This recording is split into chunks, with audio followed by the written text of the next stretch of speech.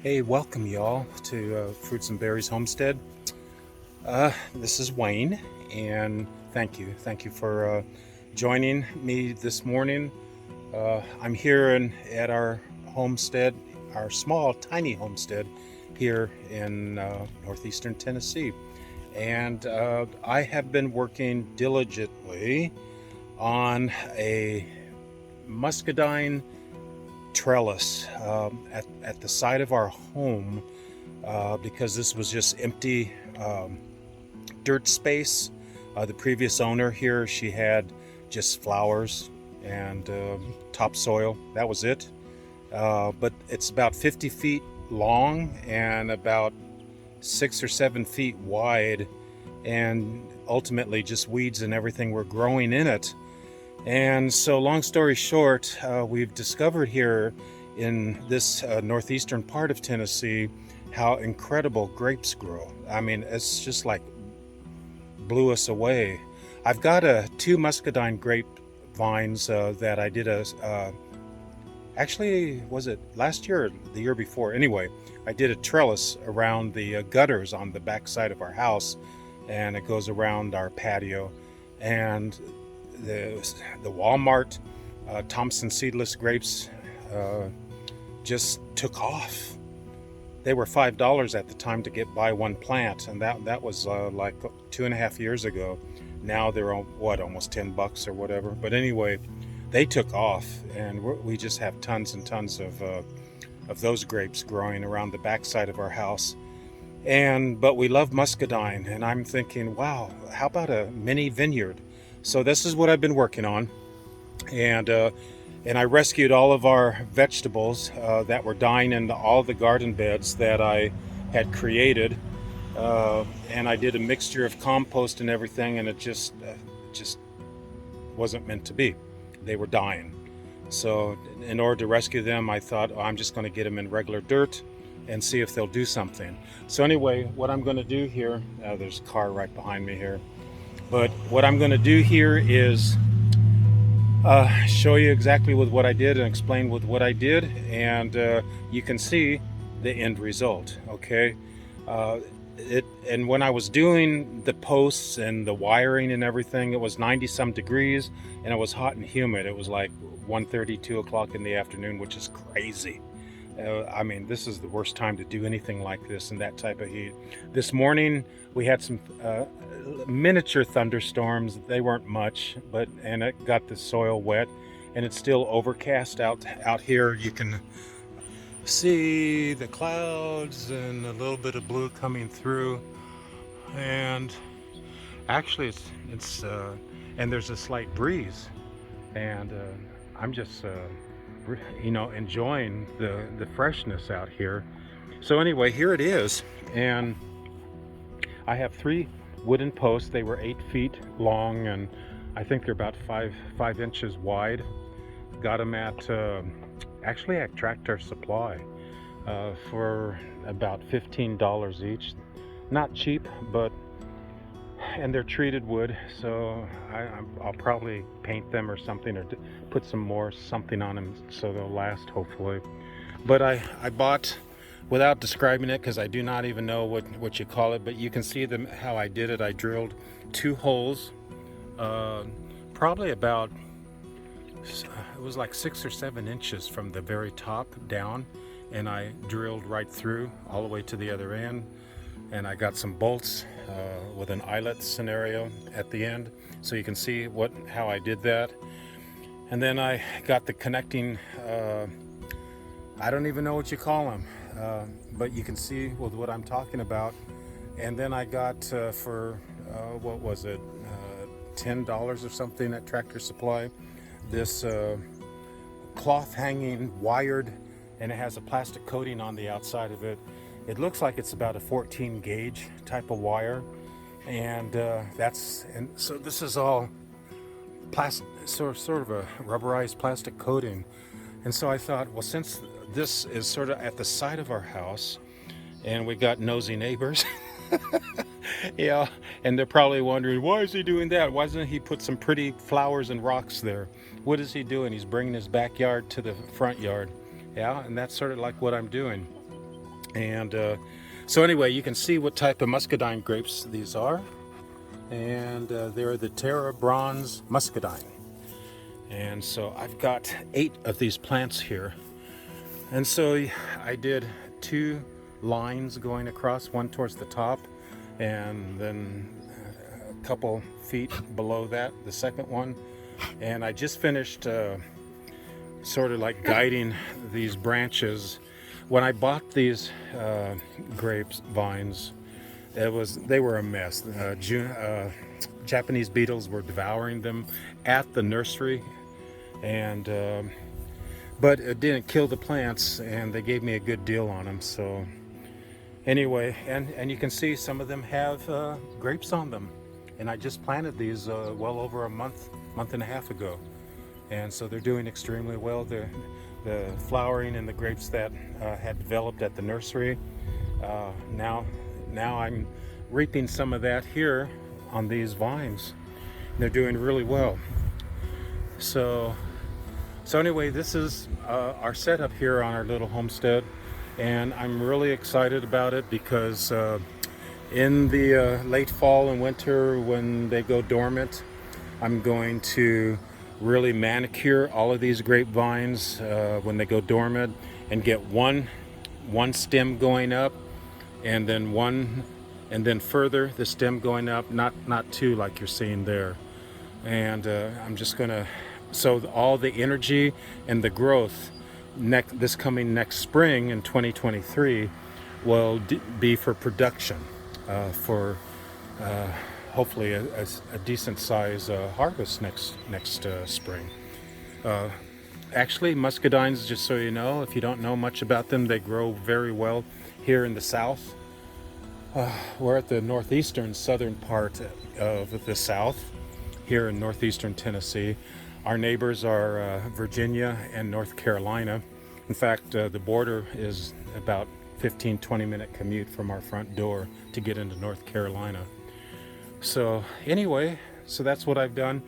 So my tomato plants that I rescued, I know I sort of bunched them all together. I just didn't have the heart to see them die or let them die. So now they're just growing like unbelievable. And as you can see, we've got tomatoes coming out all over the place. and of course I got a pressure steamer, canner, cooker, whatever you call it. And so I'm learning how to can right now. So hopefully when I feel like I know what I'm doing, I'll do a brief video on that. A lot of things actually the last couple years, our whole lives are changing because of what's going on in the nation and everything. And it's pretty sad with what's going on worldwide. Not only sad, it's devastating. So, but here I've got cantaloupe that I rescued, and they're really taking off. So this is the 19th of July. I'm hoping that with all these blossoms, we'll start to see some melons being created. I guess another week or so will determine that. These right over here are pepper plants. They are a mixture of peppers, and I'm anxious to see how that all pans out. And these were all yellowish and just dying. And then these little pepper plants here were at the same stage as those at one time. I just waited to transplant them about a couple weeks apart. And so this one here looked like that one about 2 weeks ago. So we have a lot of pepper mix plants, and I've got some what do you call it, Swiss chard growing here, and hopefully they will do better than what I'm seeing. Who knows? All I can tell you is that the grapes are doing extremely well. Our apple trees, this is their second year in the ground here. They did a few apples, nothing to brag about or anything. But the good news is that they survived the transplant that I did, because I used to have them back there, but they were right next to the leach field. And the thought of the roots going into that scenario didn't excite me. So I dug them up again, and this one, the Granny Smith tree here, is doing extremely well. It's far enough away from the leach field so it's not affecting the production there. And as you can see there, it's got some good growth and some several apples on that tree. And that's a muscadine. That muscadine plant's about 4 or 5 years old, and it's massive. I was thinking about transplanting it on the vineyard vine that I just created, but it's so deeply rooted and it's been there for quite a while that I just decided to let it stay there and go around the side, around our patio. And anyway, so that's what's going on there. And then our neighbor next door to us, I mean, there's not a house here. He lives a street over, and he bought this parcel for about $21,000, maybe 5 or 6 years ago, just for that garden every year. Because he lives right next to the forest over here, and he's got the raccoons and the deer and everything that were destroying his garden next to his house. So he had the means to do this, and so he just bought the dirt so he could do a garden. And so he comes over here almost every day to check it out. And that looks overgrown, but he has quite a garden over there. And so anyway, I'll do another thing on our blackberries and with what the latest is there. I've had 2 major harvests of blackberries, and so I'll do a brief thing on that probably in the next couple days. Got a lot of work. I need to, you can see the grass, it's overgrown because it was been so hot. I couldn't go out without it being a killer. And then we got the thunderstorms, and then like a torrential rain came down, and so everything is overgrown. Weeds are everywhere. So I'm just taking it step by step, you know. And it looks like the worst of the Japanese beetles is over with. I mean, it was biblical. It was just like when the locusts overwhelmed all of Egypt, you know, in Genesis, you know, in the Old Testament. That's how I felt with the Japanese beetles here in our back property. We actually had to hire somebody to come out and spray our blackberries and our grapevines at the back side of the house. I tried my very best to do the organic scenario, but the massive amount of Japanese beetles was so massive it was killing our trees, and it was destroying our early fruits. And so I decided to salvage with what was left from the destruction of the onslaught. And so the guy came and sprayed, and it basically killed probably 90% of them. And I had these bags here. This one is almost full. I'm not going to, let me see. You can't see, but you can see the weight of it here. It's filled from the very bottom. It goes all the way up, almost to the middle part there, with dead Japanese beetles. Now that's organic. That there's no insecticide or anything there. There's just a scent that attracts that right there. It just when the Japanese beetles were massive here. And even on this Bartlett pear tree that's right here, they were just destroying the leaves there, but I placed this here. And so anyway, that's the second bag. The first bag was full, and that's the second bag. Look how much is in there. So there we go. This here I planted last year. It's a black apple. Black apple. This is its first full year here on our property. It did produce like 3 tiny little apples that I should have just picked them and tossed them.